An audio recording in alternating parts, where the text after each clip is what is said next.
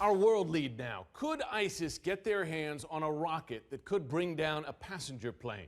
A secretive military intelligence agency is preparing for that very possibility. I got exclusive access to America's own rocket program at the military's Missile and Space Intelligence Center and saw their arsenal of dangerous foreign weapons. It's a stash that they say might come in handy as they try to stay a step ahead of groups like ISIS. A passenger plane headed from the Netherlands to Malaysia suddenly falls from the sky.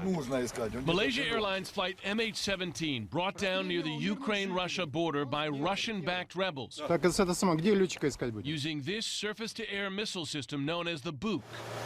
The ramifications of the strike far-reaching and incredibly alarming because of who may be trying to obtain similar missiles now. Is there any concern today that terrorist groups would have their hands on something like this? I think it's probably safe to assume that at some level there are efforts underway.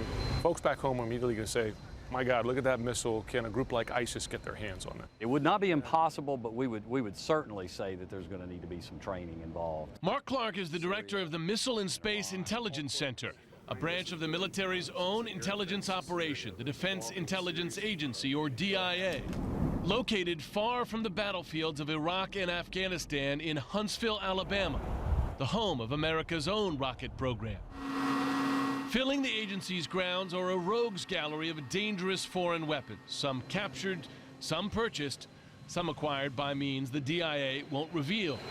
So to help train pilots and other warfighters who might come into contact with a weapons system like this in a combat situation, they keep these systems operational. This is still a fully functioning Scud missile.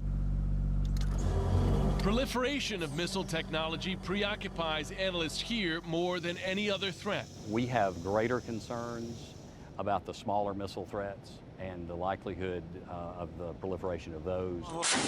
Small only in size, but not in capability. Okay, so this is the SA-7, one of the most common shoulder-fired missiles you'll see out in the world today. Yes. Yeah, there has been well over 1 million manpads produced, not only of this one, but of other kinds, and there's still hundreds of thousands of them out there. To date, shoulder-fired missiles have targeted some 60 civilian aircraft. And you can buy them on the black market for just a few $1,000s. One of the main dangers of a missile like this is both speed but also ease, so that someone like me with no experience can put it together and acquire a target in less than a minute. Sights go up, power goes on, you find your target in the air,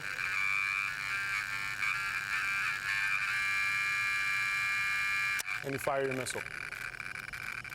It's incredible.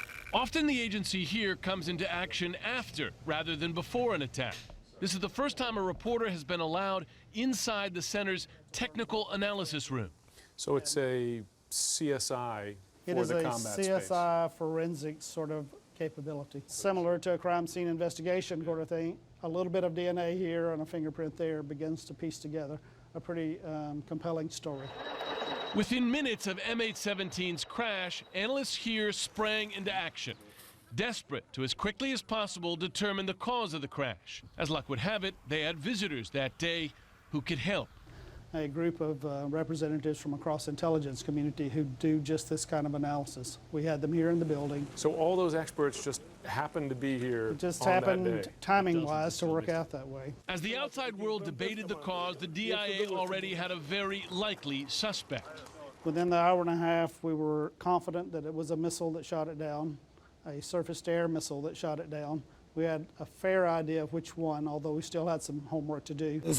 Homework done at lightning speed.